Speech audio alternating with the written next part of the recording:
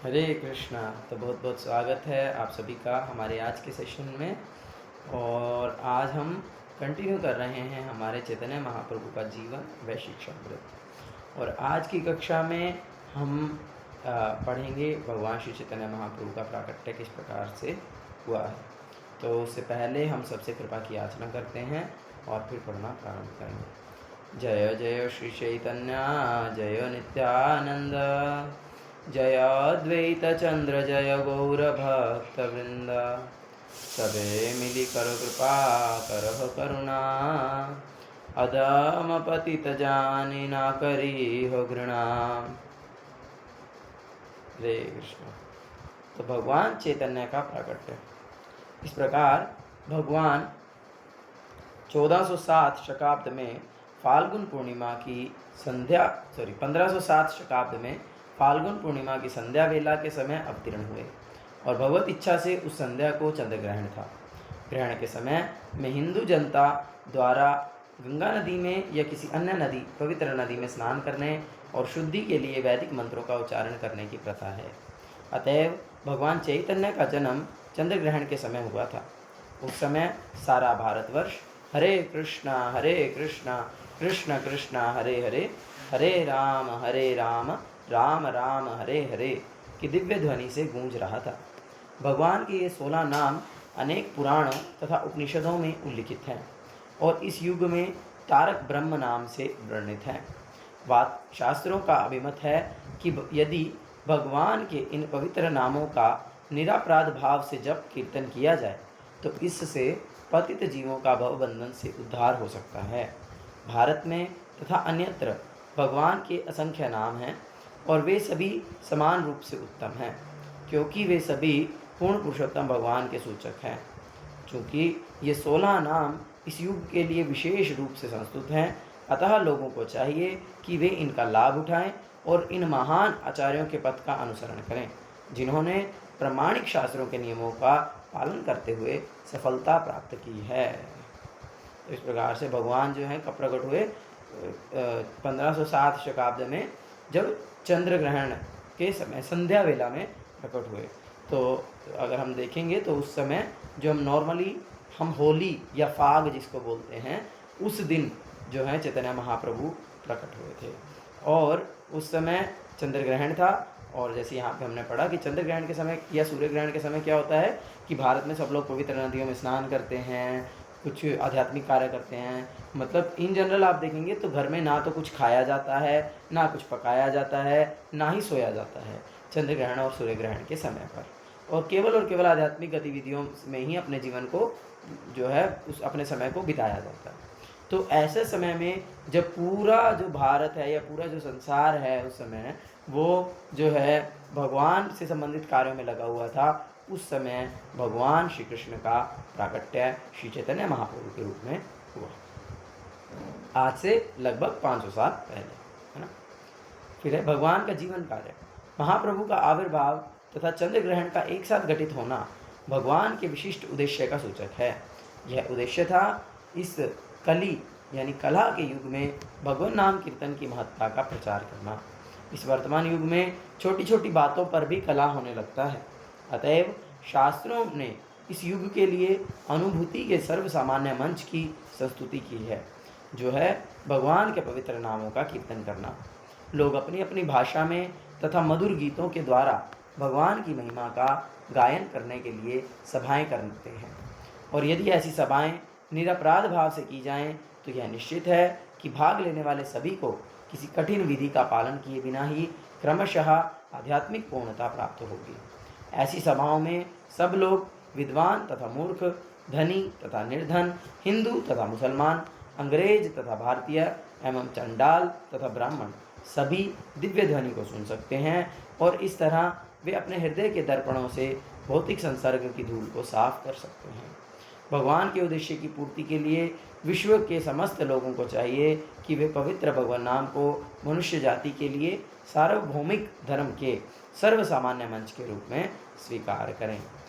बड़े हैवी से शब्द हैं तो हो सकता है कि समझने में थोड़ा सा प्रॉब्लम हो रहा, तो मैं एक्सप्लेन कर देता हूँ कि सारे लोगों को ये चाहिए कि ये जो भगवान नाम है ये मनुष्य जाति के लिए सार्वभौमिक धर्म, मतलब सबके लिए एक जैसा धर्म और सर्वसामान्य मंच के रूप में, मतलब एक प्लेटफॉर्म दिया जाए सबको, एक ऐसा प्लेटफॉर्म दिया जाए जिसमें सब लोग साथ में आ करके ये भगवान नाम का जो है पालन कर सकें, इसे जप कर सकें, कीर्तन कर सकें, ऐसा एक प्लेटफॉर्म प्रोवाइड किया जाए।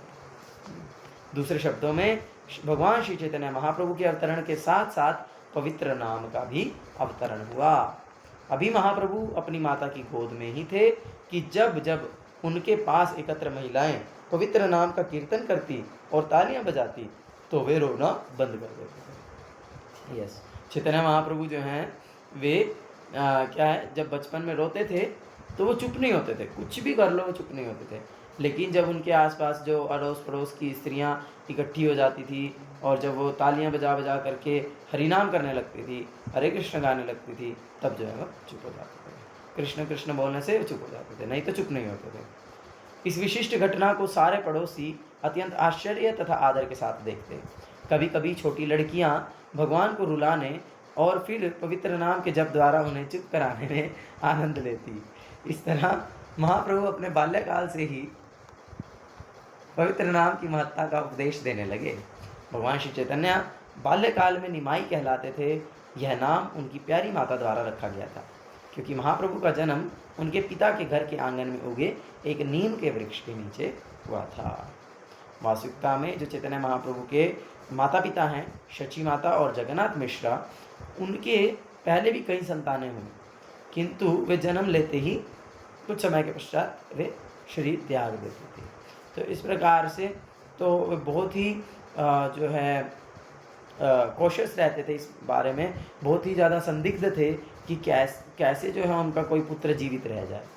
तो इसीलिए उनका पहले एक बेटा हुआ जिसका नाम विश्वरूप हुआ, और फिर उसके बाद दूसरा बेटा जब हुआ तो उसका नाम विश्वम्बर हुआ।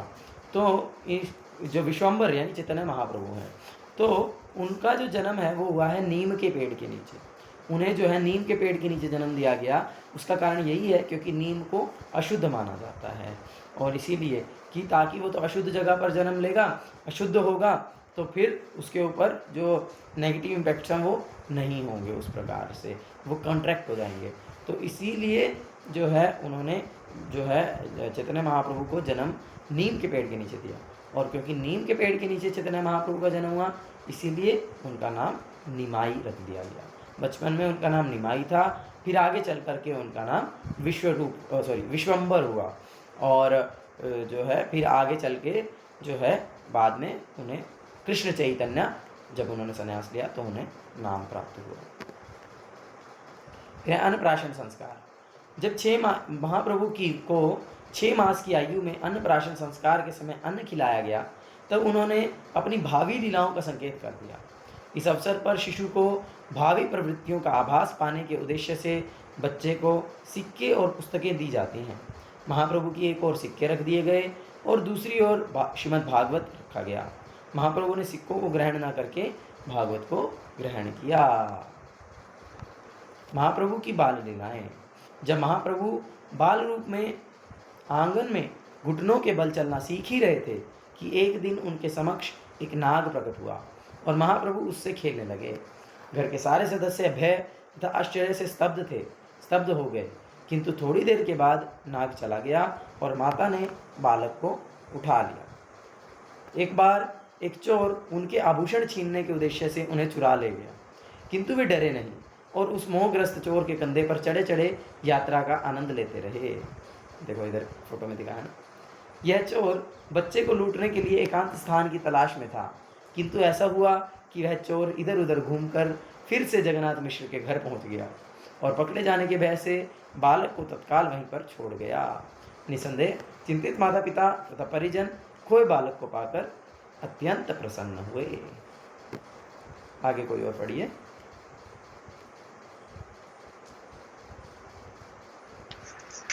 हरे कृष्ण प्रभु। मेरी आवाज आ रही है प्रभु? हाँ जी, एकदम क्लियर है, पढ़िए। ठीक है। एक बार एक तीर्थयात्री ब्राह्मण जगन्नाथ मिश्र के घर पधारे और जब वहां भगवान को भोग अर्पित कर रहा था तो महाप्रभु उसके समक्ष प्रकट हुए और उन्होंने वह भोग ग्रहण कर लिया। उस ब्राह्मण को सारा भोजन पैक कर फिर से भोग तैयार करना पड़ा, क्योंकि उसे बच्चे ने छू जो लिया था। अगर अगली बार भी ऐसा ही हुआ और जब तीसरी बार भी ऐसा ही हुआ तो बच्चे को पकड़कर सुला दिया गया। अर्धरात्रि के समय जब घर के सभी लोग सो गए तो उस ब्राह्मण ने अपने द्वारा तैयार किए गए उस विशिष्ट भोग को श्री विग्रह को अर्पित किया। लेकिन उस समय बालक भगवान ने पूर्वत प्रकट होकर उस भोग को झूठा कर दिया। तब वह ब्राह्मण रोने लगा, किंतु चूंकि घर के सारे लोग सोए थे, अतः उसका रोना किसी ने सुना नहीं। उस समय बाल स्वरूप भगवान उस भाग्यवान ब्राह्मण के समक्ष प्रकट हुए तो स्वयं कृष्ण के रूप में अपने दर्शन दिए। ब्राह्मण को इस घटना को प्रकट न करने के लिए कहकर बालक अपनी माता की गोद में लौट आए। उनके बाल्यकाल की तो बहुत सुंदर लीला है ये। तो पहले के समय में क्या होता था, जब ब्राह्मण जो हैं वे जो ट्रैवलिंग करते रहते थे तो वो हर किसी के घर में नहीं रुकते थे, वे जो है केवल ब्राह्मण के घर में ही रुकते थे। तो जगन्नाथ मिश्र तो बहुत उच्च मतलब प्रकांड ब्राह्मण थे, तो उनके घर में नित्य जो है कोई ना कोई आता रहता था गेस्ट और रुकता था। अब उसमें मोस्टली जो ब्राह्मण हैं उनका जो नियम होता है वो यही होता है कि वे किसी दूसरे के हाथ से बना हुआ नहीं खाते, वे स्वयं ही कुकिंग करते हैं, स्वयं अपने भगवान। अब ब्राह्मण है तो उनके साथ में कोई ना कोई विग्रह, जनरली ब्राह्मण जो हैं वे शालिग्राम शिला की सेवा करते हैं। ऐसा हमने पहले भी चर्चा किया है कि जो ब्राह्मण हैं वे शालिग्राम शिला को सेवा करते हैं, जो क्षत्रिय हैं और वैश्य हैं वे विग्रहों की सेवा करते हैं। तो इसीलिए जो ब्राह्मण हैं वे उनके पास अपने शालिग्राम जी भी रहते हैं, तो वे ब्राह्मण किसी घर में रुकते हैं, ब्राह्मण के वहाँ पर अपने लिए भगवान के लिए कुकिंग करते हैं, भगवान को भोग लगाते हैं और फिर वही प्रसाद के रूप में पाते हैं। तो इस एक बार भगवान जो है एक ब्राह्मण को कृपा करना चाहते थे, तो इसीलिए जब जो है वो भोग बनाया और अपने भगवान को अर्पित किया तो चैतन्य महाप्रभु ने आकर के, छोटे निमाई ने आकर के जो है उस भोग को खा लिया, झूठा कर दिया। फिर जो है वो ब्राह्मण तो बहुत गुस्सा हो गया, अरे इस घर का बच्चा कितना उदंड है, इसने जो है मेरा भोग को झूठा कर दिया, अब मुझे फिर से भोग बनाना पड़ेगा। तो उन्होंने फिर से भोग बनाया, फिर से भगवान को भोग लगाने के लिए रखा, तो पीछे से आकर के फिर से चैतन्य महाप्रभु ने उसे झूठा कर दिया। अब तो बहुत गुस्सा हो गया, बहुत ही मतलब हो गया। तो फिर घर वालों ने सबने मिलकर चैतन्य महाप्रभु को निमाई को जो है सुला दिया, बोलते चलो तुम सो जाओ, अभी रात हो गई है। तो इस प्रकार से फिर उसने आधी रात को भोग बनाया और आधी रात को भोग बना करके जो है जब फिर से अर्पित किया तो फिर से चैतन्य निमाई जो है उठ करके आ गए और भोग को झूठा कर दिया। तो फिर उन्होंने बोला कि तुम क्यों बार बार आ जाते हो, मैं ये भगवान के लिए, बोले तुम ही तो मुझे बुला रहे हो खाने के लिए, तो मैं आ रहा हूँ। तो इस प्रकार से फिर वो बालक निमाई ने कृष्ण के रूप में दर्शन दिया, तो उन्हें दिखा दिया कि मैं ही स्वयं कृष्ण हूँ, और फिर उन्हें इस प्रकार से आदेश दिया कि ये घटना के बारे में तुम्हें किसी को बताना नहीं है। और इस प्रकार से जो है वे ब्राह्मण बहुत ही अधिक प्रसन्न हो गए और जो है फिर से चैतन्य महाप्रभु वापिस आकर अपनी माँ की गोद में सो गए और ब्राह्मण भी पूर्ण रूप से संतुष्ट हो गए। उनके बाल्यकाल की ऐसी अनेक घटनाएं हैं। कभी कभी एक नटखट बालक की भांति वे उन रूढ़िवादी ब्राह्मणों को तंग करते जो गंगा स्नान करने आते। जब ब्राह्मणों ने उनके पिता से शिकायत की कि वे पाठशाला जाने के बदले उन पर पानी फेंकते हैं, तो वह साहस अपने पिता के समक्ष स्कूल की वेशभूषा में पुस्तक के लिए प्रकट हो गए, मानो वह सीधे स्कूल से आ रहे हो। वह स्नान घाट से पड़ोस वो बंक मार के चले जाते थे, स्कूल में नहीं जाते थे, परिहास करते रहते जो अच्छे पति पाने के उद्देश्य से शिव की पूजा करने में व्यस्त थे। हिंदू परिवार में कुमारियों में यह सामान्य प्रथा है, जब वह ऐसी पूजा में व्यस्त रहती हैं तो नटखट हरे कृष्णा सुने कितनी बार बोला ना कि सुना भी करो साथ में बोलने के, मैं बीच बीच में एक्सप्लेन करता हूँ ना। तो ये बड़ा सुंदर लीला है चैतन्य महाप्रभु का। एक्चुअल में ये तो चैतन्य चरितामृत की लीलाएं हैं, जब हम चैतन्य भागवत से पढ़ेंगे तो और बहुत सारी दिव्य दिव्य जो हैं बचपन की लीलाएं हैं चैतन्य महाप्रभु की। तो ये तो चैतन्य चरितामृत में जो है बचपन की लीलाओं को उतना विस्तार में वर्णन नहीं किया है। चैतन्य भागवत में बचपन की लीलाओं को विस्तार में वर्णन किया है, और चैतन्य भागवत में सन्यास के बाद की लीलाओं को उतना विस्तार में वर्णन नहीं किया। चैतन्य चरितामृत में उनको विस्तार से वर्णन किया गया है। तो बड़ा सुंदर यहाँ पे एक लीला बताया गया है कि चैतन्य महाप्रभु जो है स्कूल नहीं जाते थे, स्कूल से बंक मार लेते थे, और बंक मार के कहाँ जाते थे, जो है गंगा के घाट पे चले जाते थे, और गंगा के घाट पे जाके जो ब्राह्मण थे उनको परेशान करते थे, उनके ऊपर गंदा पानी डाल देते थे। इस प्रकार से उन्हें बार बार स्नान करना पड़ता था। तो इस प्रकार से, और जो है वहाँ की पास की लड़कियाँ हैं उनके साथ हंसी मजाक करते थे, फ्लर्ट करते थे। हाँ, तो इस प्रकार से चैतन्य महाप्रभु बहुत नटखट थे बचपन में, एकदम कृष्ण के जैसे नटखट लीलाएं करते थे। और फिर वैसे ही जैसे आपने वो लीला सुना होगा ना कि भगवान कृष्ण जो हैं वो माखन चोरी करने के लिए जाते हैं, और जो है एक गोपी है वो भगवान कृष्ण को पकड़ लेती है कि आज तो देखो मैं तुम्हें पकड़ लिया और रंगे हाथ, अब मैं तुम्हें यशोदा माता के पास लेकर के जाऊंगी और फिर देखो तुम्हें सजा मिलेगी। तो वो जा रही है। अब पहले के समय में स्त्रियाँ घूंघट करके रखती थी। जा रही है, जैसे ही अपने घर पे पहुंची तो यशोदा माता बोली, देखो तुम्हारे बेटे को मैं पकड़ लाई, देखो ये चोरी करता है, आज मैं प्रूफ लेके आई हूँ, उसको लेकर के आई हूँ। तो यशोदा माता ने बोला कि मेरा लाला तो अंदर सो रहा है, और उन्होंने उसको आवाज़ लगाई तो अंदर से भगवान कृष्ण ऐसे आंखें सूजी हुई लेकर के आ रहे हैं, जैसे अभी अभी सो के उठ के आ रहे हैं। और उसने बोला कि तुम देखो तुम किसको लेकर के आई हो। तो उसने जैसे ही घूंघट उठा करके देखा तो देखा ये तो मेरा खुद का ही बेटा है। तो इस प्रकार से बड़ी सुंदर सुंदर लीलाएं, दिव्य लीलाएं भगवान कृष्ण करते थे। उसी प्रकार से ये चैतन्य महाप्रभु का लीला है कि पहले तो जा करके सबको परेशान किया, और फिर ऐसे दिखा रहे हैं जैसे मैं तो स्कूल से पढ़ के ही आ रहा हूँ। आगे कोई और पढ़िए।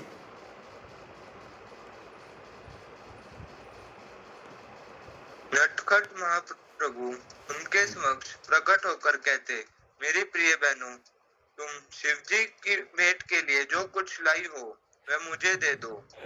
शिवजी मेरे भक्त है और पार्वती मेरी सेविका है। यदि तुम मेरी पूजा करोगी तो शिवजी तथा अन्य सारे देवता तुम पर और भी प्रसन्न होंगे। उनमें से कुछ कुमारिकाएं नटखट महाप्रभु की आज्ञा। देखो कितना चैतन्य महाप्रभु का लीला और भगवान कृष्ण का लीला कितना सेम है, बिल्कुल एक जैसा ही है ना। भगवान कृष्ण भी जब गोपियाँ लेकर के जा रहे हैं कि ये कंस के लिए है या ये हमारे घर के लिए है या जो भी, लेकिन भगवान कृष्ण रास्ते में आकर के परेशान करते थे कि नहीं मुझे दो, मुझे दे दोगे तो सब हो जाएगा, मैं यहाँ का राजा हूँ। और उसी प्रकार से चैतन्य महाप्रभु भी इसी प्रकार से उन स्त्रियों को परेशान किया करते थे, जो भी तुम शिव जी की सेवा के लिए लाए हो मुझे दे दो। इस प्रकार से कितना सुंदर लीला है।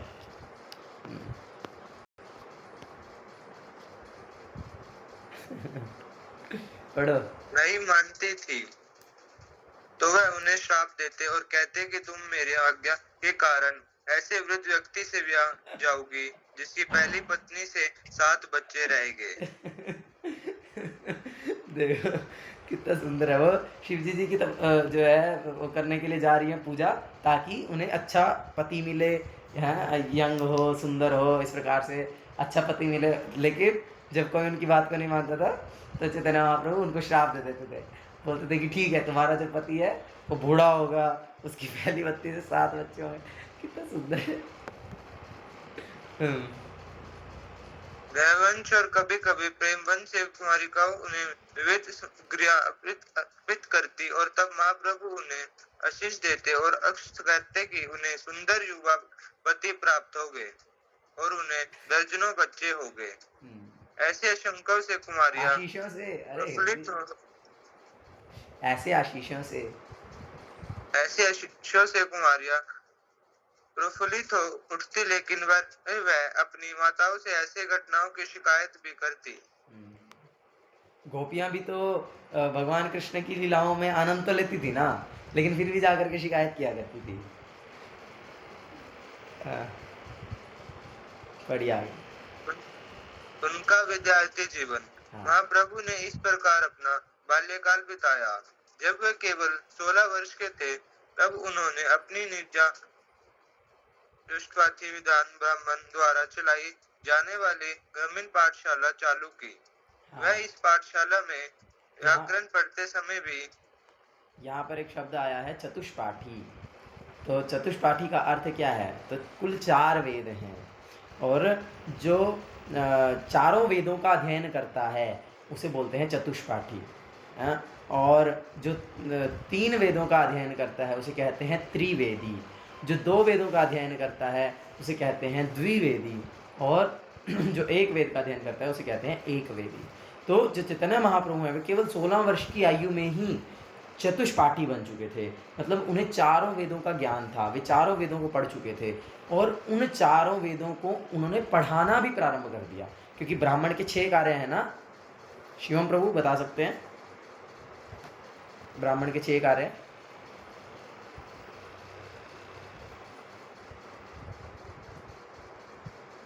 बोल ध्यान नहीं है तो। वाह, ऋषभ प्रभु।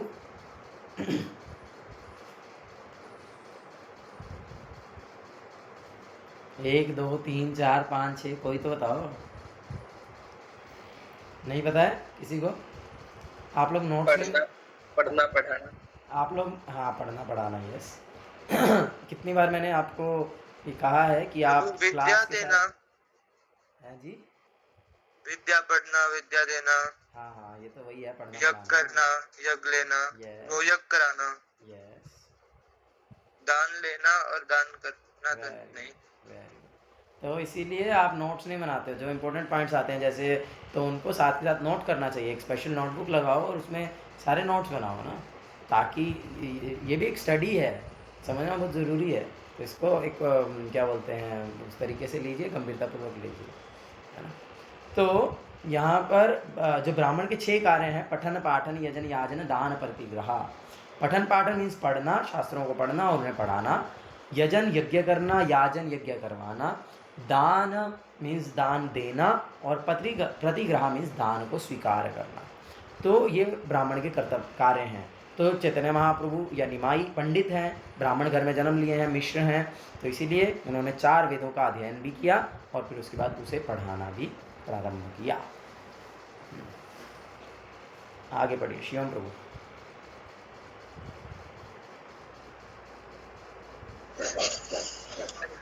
हरे कृष्णा।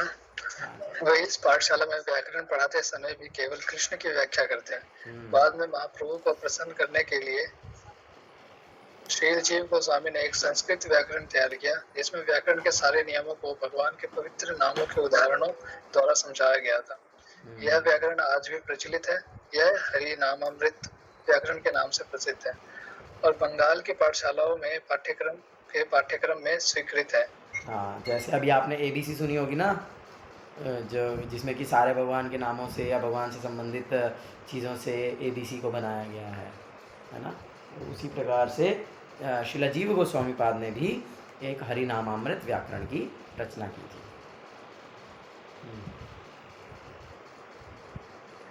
इसी समय केशव काश्मीरी नामक एक महान कश्मीरी पंडित शास्त्रों पर शास्त्रार्थ करने के लिए नवद्वीप आया। यह पंडित दिग्विजयी था और वह भारत के समस्त विद्या केंद्रों का भ्रमण कर चुका था। अंत में वह नवद्वीप के पंडित के शास्त्रार्थ करने आया था। नवद्वीप के पंडितों ने कश्मीरी पंडित के साथ प्रतियोगिता में तो उस पहले के समय में कुछ जगहें थी मुख्य रूप से, जहाँ पर बहुत प्रकांड विद्वान जो हैं वे रहा करते थे, शास्त्रों का अध्ययन किया करते थे। जैसे कि कश्मीर है ना, वाराणसी है, नवद्वीप है, गया प्रयागराज है। तो इस प्रकार से अनेक जो सभी मोस्टली सभी तीर्थ स्थलों में जो हैं इस प्रकार से बहुत ही प्रकांड विद्वान पंडित हुआ करते थे। तो उसमें कश्मीर विशेष रूप से विख्यात है। कश्मीर, वाराणसी और नवद्वीप विशेष रूप से विख्यात थे। तो इसीलिए जो ये केशव कश्मीरी हैं, ये कश्मीर के पंडित थे और ये दिग्विजयी थे। दिग्विजयी मीन्स सारी दिशाओं में विजयी थे, मतलब जिसके साथ भी शास्त्रार्थ करते थे सब के सब जो हैं वे केशव कश्मीरी से हार जाते थे।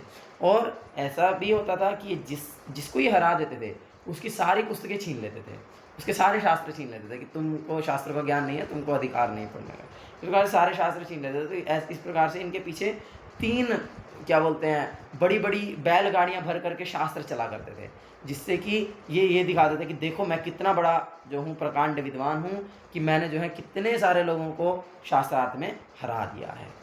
तो जब वो नवद्वीप में आए तो नवदीप के सारे पंडित डरने लगे कि अरे केशव कश्मीरी आ रहा है, वो तो इतना प्रकांड विद्वान है, हमको हरा देगा, हमारी ख्याति पूरी खत्म हो जाएगी, हमारे शास्त्र छीन लेगा। तो इस प्रकार सब लोग डरे हुए थे जब वो आए। तो आगे बढ़ो। निमाई पंडित भगवान चैतन्य को प्रस्तुत करने का निश्चय यह सोचकर किया कि यदि निमाई पंडित हारेगा तो उन्हें शास्त्रार्थ करने का एक और अवसर मिलेगा, क्योंकि निमाई पंडित तो अभी एक बालक ही थे, और यदि कश्मीरी पंडित हार गया तो उनकी गरिमा में और वृद्धि होगी, क्योंकि तब लोग यही कहेंगे कि नवदीप के सिर्फ एक बालक ने ऐसे विजेता पंडित को हरा दिया जो भारत भर में विख्यात था। संयोगवश ऐसा हुआ कि गंगा के तट पर टहलते हुए हाँ, तो सबने सोचा कि भाई अब क्या करें, क्या सोल्यूशन करें, अब बात हो गया है।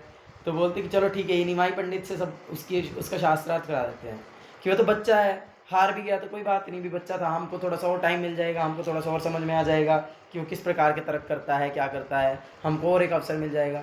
लेकिन अगर वो जीत गया फिर तो बहुत ही ज़्यादा गरिमा बढ़ जाएगी, क्योंकि भाई 16 साल के बच्चे से हार गया, इतना बड़ा प्रकांड विद्वान जिसने भारत में आज तक किसी से नहीं हारा, वो 16 साल के बच्चे से हार गया, तो इससे तो 16 साल के बच्चे की विख्याति और बढ़ जाएगी। तो इस प्रकार से सबने सोच करके निमाई पंडित की जो है शास्त्रार्थ करवाना तय किया।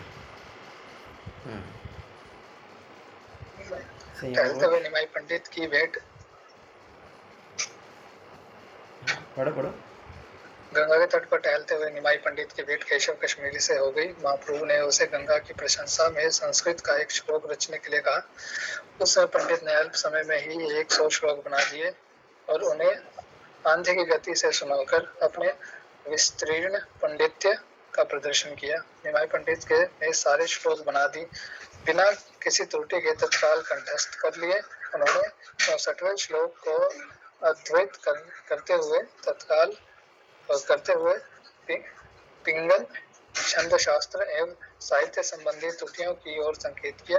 उन्होंने विशेष रूप से पंडित द्वारा भवानी भूर्त शब्द के प्रयोग पर आपत्ति की। उन्होंने इंगित किया कि यह शब्द अयोग्य है। भवानी का अर्थ है शिव की पत्नी, तो फिर उनका भर्ता या पति और कौन हो सकता है। उन्होंने और भी कई त्रुटियां दिखलाई जिससे कश्मीरी पंडित तो फिर चैतन्य महाप्रभु उनको गंगा के तट पे मिल गए, निमाई पंडित, और बड़ा सुंदर लीला है। तो फिर जो है उन्होंने उनको कहा कि तुम गंगा, ठीक है अभी गंगा के पास है, गंगा की ही ग्लोरिफिकेशन में कुछ बोलो। तो उन्होंने इमीडिएटली 100 श्लोक जो है रचना किए और 100 श्लोकों को बोला। तो जब वो 100 श्लोकों को बोल रहे थे तो चैतन्य महाप्रभु ने उनको सुना और इमीडिएटली याद कर लिया। तो ये इसको बोलते हैं श्रुतिधर, जो एक बार सुनने से उसे अपने भीतर धारण कर लेता है, जो एक बार सुनने से जिसे याद हो जाता है। अगर मैं कुछ, पहले के समय में सब लोग ऐसे ही होते थे, बुद्धि इतना तीक्ष्ण होता था, इतना तेज होता था कि एक बार गुरुजी से सुनते थे, लिखने की जरूरत ही नहीं होती थी। एक बार गुरुजी बोलते थे, सब शिष्य ध्यानपूर्वक सुनते थे और बस उसके बाद शिष्य उस बात को एज इट इज़ रिपीट कर सकता था। हम तो अगर चर्चा करेंगे, अभी तो हमारा बुद्धि इतना डाउन हो चुका है कि हमने कल रात की मीटिंग में ही क्या डिस्कस किया था वही हम भूल गए हैं। तो इस प्रकार से होता था। तो चैतन्य महाप्रभु सारे श्लोकों को एकदम से श्रुति जो है कंठस्थ कर लिए और उनकी गलती निकालने के लिए उन्होंने बताया कि तुमने जो 64वां श्लोक बोला था वो ये था और उसमें तुमने ये गलती की है कि यहाँ पर जो तुमने शब्द का प्रयोग किया है भवानी भर्तुहु, ये गलत है। क्यों? क्योंकि भवानी का अर्थ ऑलरेडी शिव की पत्नी है, तो फिर भर्तु यानी पत्नी, यानी देखो शिव की पत्नी पत्नी, तो फिर पत्नी 2 बार आ गया ना, तो पत्नी 2 बार शब्द आ गया तो उससे क्या हो गया, वो गलत हो गया। तो इसीलिए यहाँ पर ये गलत हो गया, त्रुटि हो गई और त्रुटि बता दी, तो इसीलिए जो है वो हार गया। आगे बढ़ो। उन्होंने और भी जिससे कश्मीरी पंडित आश्वास और स्तब्ध आश्चर्य से स्तब्ध रह गया। वह विस्मित था कि एक व्याकरण का विद्यार्थी इतने उद्भट विद्वान में साहित्यिक त्रुटियां निकाल रहा है। यद्यपि यह घटना किसी सार्वजनिक सभा में होने के पूर्व घटित हो चुकी थी, किंतु यह खबर दावाग्नि की भांति सारे नवद्वीप में फैल गई। किंतु अंत में विद्या की देवी सरस्वती ने केशव कश्मीरी को स्वप्न में आदेश दिया कि वह भगवान चैतन्य की शरण स्वीकार कर ले, और इस तरह वह पंडित भगवान का अनुयायी बन गया। तो क्योंकि उस केशव कश्मीरी के ऊपर ना सरस्वती देवी की बहुत विशेष कृपा थी, और वही, क्योंकि जब कोई निस्वार्थ भाव से जो है देवी देवताओं की पूजा करता है तो वे उसे भगवान की शरण में ले जाते हैं। तो उसी प्रकार से कोई सार्वजनिक सभा तो अभी हुई नहीं थी, ऑफिशियल मीटिंग तो हुई नहीं थी, ऐसे ही मिल गए आपस में और बात किया और उसी में ही उसका खंडन हो गया, लेकिन ये बात तो बहुत फेमस हो गई। तो लेकिन उसके बाद जो है स्वयं सरस्वती देवी उनके सपने में प्रकट होकर के उनको आदेश दिया कि वे भगवान के चैतन्य महाप्रभु का शरण लें, और फिर वो जो है भगवान का अनुयायी बन गया। अरे बहुत समय हो गया, पता ही नहीं चला, आज तक इतना सुंदर सुंदर लीलाएं चल रहा है। तो चलो आज यहीं तक ही रखते हैं, आगे हम कल पढ़ेंगे। हरे कृष्णा कृष्ण कृष्ण हरे हरे, हरे राम राम राम हरे हरे। जय श्री प्रभुपाद की जय, स्वामी गुरु महाराज की जय, श्री चैतन्य महाप्रभु की जय, निताय गौर प्रमानंदे, हरे हरि बोल, हरे कृष्ण।